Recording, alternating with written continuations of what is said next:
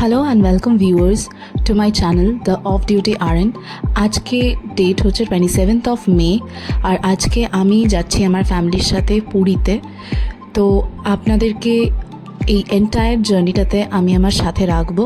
এবং এখন ঘড়িতে হচ্ছে সময় সকাল 4টে। আমরা অলরেডি উঠে গিয়েছি আর এখন আমরা রেডি হব আর তাড়াতাড়ি বেরোবো। তো আমাদের সাথে থাকুন আর প্লিজ এই ব্লগটা এনজয় করুন।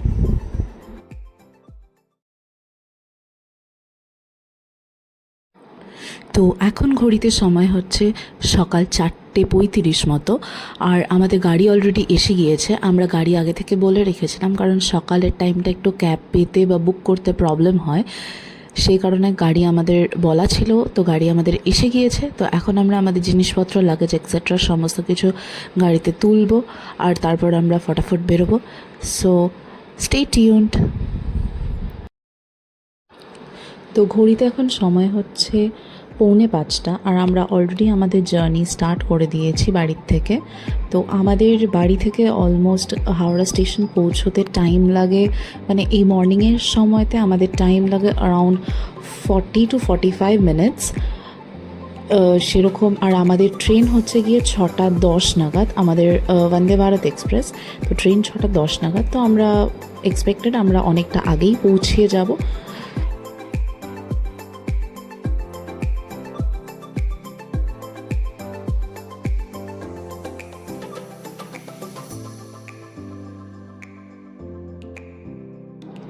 এই সকালবেলাতে রাস্তাঘাট এমনিতেই অনেকটা ফাঁকা থাকে, আর আপনারা সকলে কখনো না কখনো নিশ্চয়ই সকালবেলা কলকাতার রাস্তা দিয়ে গেছেন।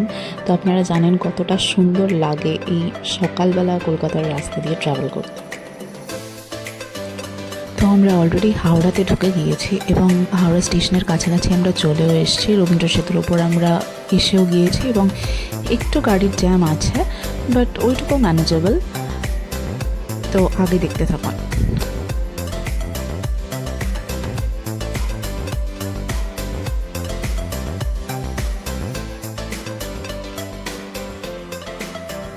তো অলমোস্ট আমরা হাওড়া স্টেশন ঢুকছি, আর একটু এগোলেই হাওড়া স্টেশন দেখা যাবে। আর একটু আগে আমি অ্যাপের থ্রুতে দেখলাম যে আমাদের ট্রেনটি 1 ঘন্টা লেট আছে। বন্দে ভারত এক্সপ্রেস পুরীর জন্য সেটা 1 ঘন্টা লেট অলরেডি।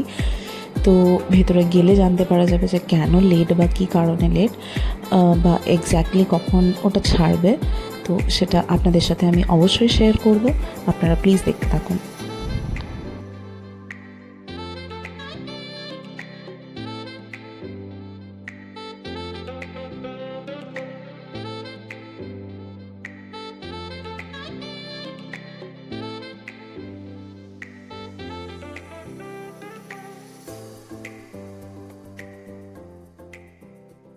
তো আমরা অলমোস্ট পৌঁছে গিয়েছি হাওড়া স্টেশনে, আর আমরা গাড়ি থেকে নেবেও গিয়েছি, লাগেজ কালেক্টও করে নিয়েছি। এবার আমরা ভেতরে যাব, আর ভেতরে গিয়ে জানবো যে ট্রেন যে লেট, অলরেডি আপনাদেরকে বললাম আমি 1 ঘন্টা লেট আছে ট্রেন।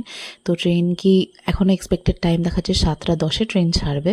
তো সেই টাইমটাই কি এখনও আছে নাকি টাইমের কিছু চেঞ্জেস হয়েছে, সেটা আমরা ভেতরে গিয়ে জানবো। তো এখন ঘড়িতে টাইম 6:05, আর আমরা অলরেডি 5:30, 5:35 মধ্যেই স্টেশনে পৌঁছে গিয়েছিলাম। আর স্টেশনে এখন অনেক ভিড়, কারণ মানে সকালবেলাতে নিউ জলপাইগুড়ির জন্যও বন্দে ভারত ছাড়ে, পুরীর জন্যও বন্দে ভারত ছাড়ে। সব বন্দে ভারতগুলোই লেট আছে কিছু সার্কামস্ট্যান্সেস। তো ওটা আমি জেনে আপনাদেরকে অবশ্যই জানাবো। আর এখন আমরা ওয়েট করছি এখানে আমাদের ট্রেনের জন্য। তো আমাদের ট্রেন অলরেডি প্ল্যাটফর্ম নাম্বার 18 থেকে ছাড়বে, এটা মানে বোর্ডে দিয়ে দিয়েছিল। তো আমরা সেই দিকেই আর কি এগোচ্ছি, যেহেতু আমাদের কোচ নাম্বারটা অনেকটা পেছন দিকে এবং আমাদেরকে পুরো প্ল্যাটফর্মটা দিয়ে অনেকটা হেঁটে পেছন দিকে যেতে হবে। আর লেট হওয়ার কারণটা হচ্ছে, ট্রেন লেট ছাড়ার কারণটা হচ্ছে, এখন হাওড়া শালিমার দুটো রেলওয়ে স্টেশন থেকেই ট্রেন কিছুটা কিছুটা করে লেট হচ্ছে। বিশেষ করে স্পেশালি সাউথ ইস্টার্ন সেকশনের যে সমস্ত ট্রেন চলছে সেগুলো লেট চলছে। তার কারণ কিছু ট্র্যাকের কাজের জন্য আর কি, মানে এই ট্রেনগুলো বেসিক্যালি লেট হচ্ছে। এবং হাওড়া থেকে যে সমস্ত ট্রেন ছাড়ছে কম বেশি সবগুলোই খানিকটা করে টাইমে লেট রান করছে। So here comes the black beauty. তো আমি কখনোই এর আগে বন্দে ভারতে ট্রাভেল করিনি। This is my very first journey in Vande Bharat. যদিও আমার মা বাবা বেনারস টু অযোধ্যা একবার বন্দে ভারতে ট্রাভেল করেছে এবং তাদের এক্সপিরিয়েন্স খুবই ভালো। হোপ আমার এক্সপিরিয়েন্সও খুবই ভালো হবে।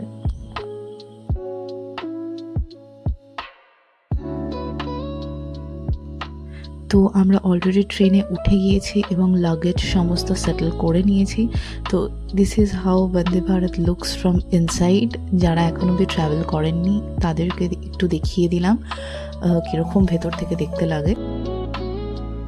তো আমি একটু বাইরে এলাম আপনাদেরকে দেখানোর জন্য যে বাইরে থেকে কেমন লাগে বন্দে ভারতটা দেখতে।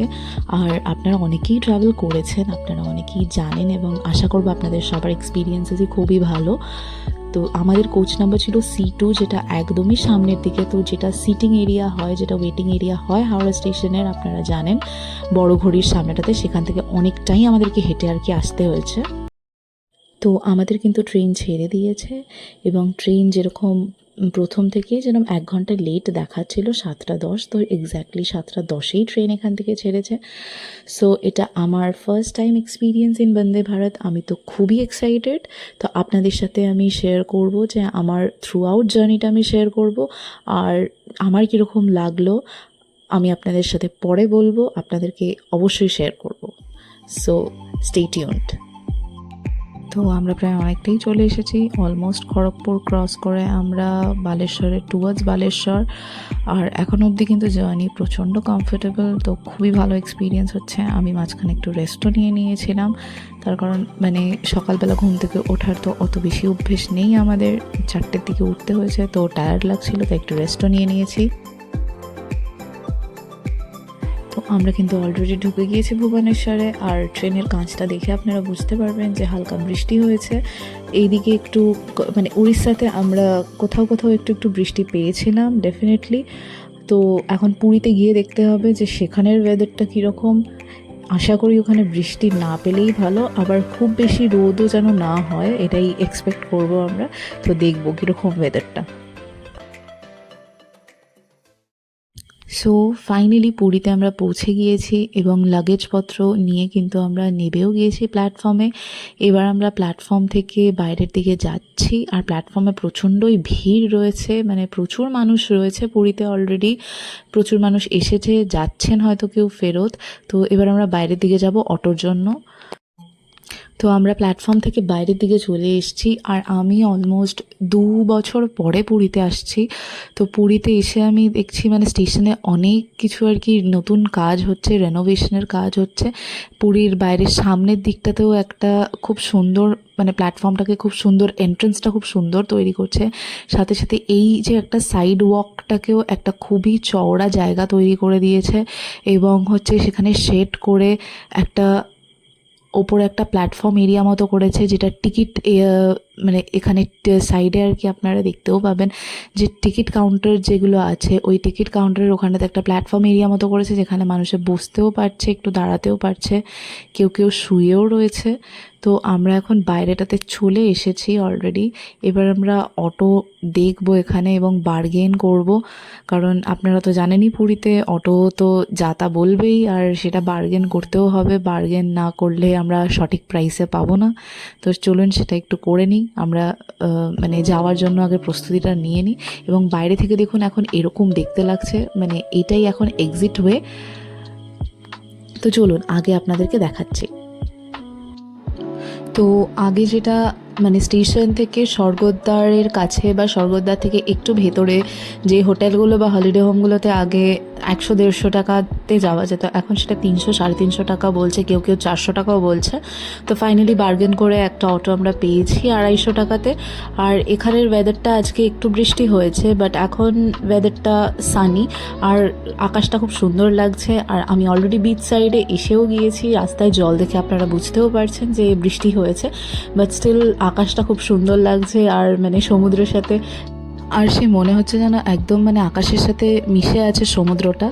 আর অনেক দিন পর আমি পুরীতে আসলাম, তো খুব ভাল লাগছে, মানে সেই একদম প্রথমবার আসার মতো এক্সাইটমেন্ট লাগছে। আর ওয়েদার এখানে খুবই প্লেজেন্ট, আজকে খুবই ভালো ওয়েদারটা, বৃষ্টি হয়েছে, অতটা রোদও নেই, খুব ভালো। আর আপনাদের সাথে কথা বলতে বলতে আমি অলরেডি পৌঁছে গিয়েছি আমার লজের কাছাকাছি। তো আসুন আমার লজ অবধি আপনাদেরকে নিয়ে যাই।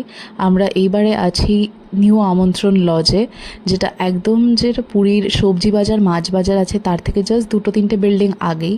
আর এটা আমরা পেয়েছি আমার বাবার অফিসের হলিডে হোম এখানে রয়েছে, তো সেই থ্রুতেই আমরা এখানে বুক করেছি। এদের যে ফার্স্ট ফ্লোরটা আছে ওই ফার্স্ট ফ্লোরটা পুরোটাই জিআরএসির হলিডে হোম, এবং ওখানেই আমরা একটা এসি আর একটা নন এসি রুম বুক করেছি। তো আসুন আপনাদেরকে আমাদের রুম ট্যুরটা দিই।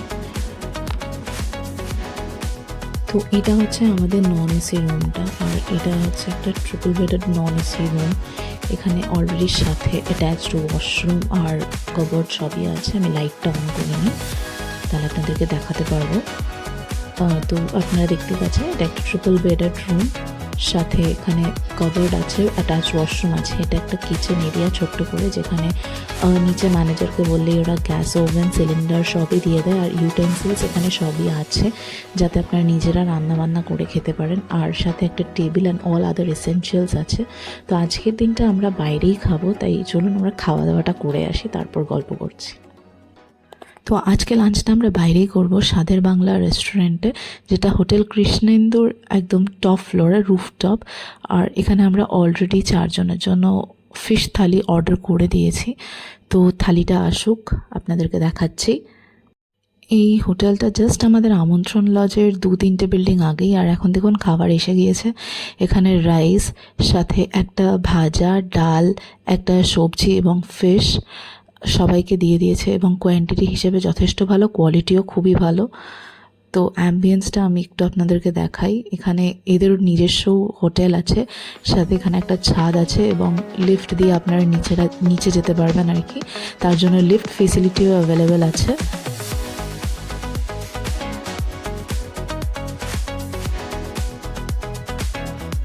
তো এখন আমরা খাওয়া দাওয়া হয়ে গেছে, সবাই আবার আমরা লজের দিকে যাব এবং গিয়ে সবাই ফ্রেশ হবো, স্নান করবো, কারণ কেউ এখনও ফ্রেশ হয়নি। আমরা এসেই লাগেজ রেখে খেতে চলে এসেছিলাম। তো এখন আবার লজের দিকে যাব। তো আপনাদেরকে লজটাও আমাদের বাইরে থেকে আরেকবার দেখাবো। তো এই হচ্ছে কি আমাদের লজটা বাইরে থেকে। আর নন এসি রুমটা তো আপনাদেরকে দেখালামই আমি, এসি রুমটার ভিডিও আমার নেওয়া হয়নি। তো ওটা কাইন্ড অফ সেমই আমাদের নন এসি রুমটার মতো। আর এইটা হচ্ছে outside view of the lodge. আপনারা আসতে চাইলে যোগাযোগ করতে পারেন। আপনারা এখানে আসতে চাইলে আমি ওর ফোন নম্বর ডেসক্রিপশনে দিয়ে দেবো। তো এখন প্রায় সন্ধ্যে 7টা মতো বাজে, আর আমরা বেরিয়ে পড়েছি অলরেডি একটু সি বিচের দিকে যাব বলে। আর একটু ফেরার সময়তে দেখবো যে কোথায় কি খাবার দাবার পাওয়া যায়।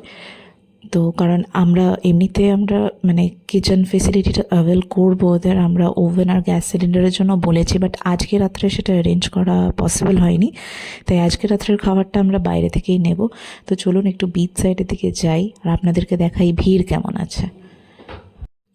আর দেখুন, যেটা আমি বলছিলাম, মানে এত ভিড় যে এখানের যে ওপরের ফুটপাথটা ওটা দিয়েও হাঁটা যাচ্ছে না। একটু পরে আমি বিচের দিকে নামবো, ওখানেও দেখুন আমি বিচের দিকে নামছি, আর এখানেও আপনারা দোকানগুলোতে দেখে বুঝতেই পারছেন যে কত ভিড় আছে। আর সামনের দিকে সি বিচের দিকে মানে আর একটু সমুদ্রের দিকে গেলেও আপনারা বুঝতে পারবেন যে ভিড়টা অনেকই আছে। আর প্রত্যেকবার যেন আমি পুরীতে আসি আর দেখি সি বিচের উপর 2টো করে দোকান বেড়ে গেছে, মানে পুরো সি বিচটাকেই এরা দোকান দিয়ে ভর্তি করে দেবে আর কি। তো চলুন, এই সমুদ্র দেখতে পেলাম অনেক দিন পর। আর দেখুন, মানে জানি না খুব লো লাইটে কতটা বোঝা যাচ্ছে, কিন্তু প্রচণ্ড বেশি ভিড়, মানে মানুষের মাথায় মানুষ, প্রচুর ভিড়।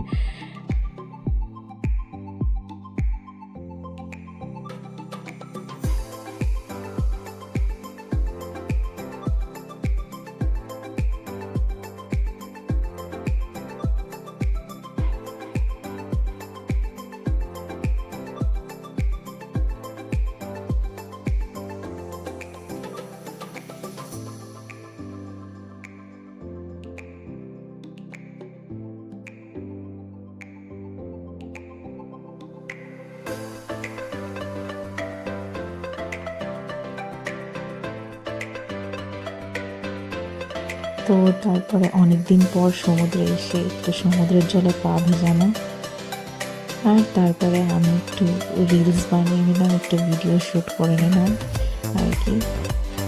তো এরপর ফিরে যাব, আজকের মতো হোটেল ফিরে যাব। তো এখন অলমোস্ট রাত্রি 9:15 বাজছে। তো এখন আমরা এখান থেকে কিছু খাবার নেব, আর তারপর এখানে যে টোটো আছে ওগুলো করেই আমরা লজ অবধি চলে যাব। আজকে অ্যাকচুয়ালি সবাই সারাদিন জার্নি করে এসছে, তো খুবই টায়ার্ড, তার জন্য আজকে আর বেশি রাত অবধি আমরা বিচে সাইডে থাকবো না। তো আজকের ভিডিওটা এই পর্যন্তই। হোপ আপনারা সবাই খুব এনজয় করেছেন আমার video. Please do like, support and subscribe my channel, and please wait for the next video. ততক্ষণের জন্য বাই অ্যান্ড গুড নাইট।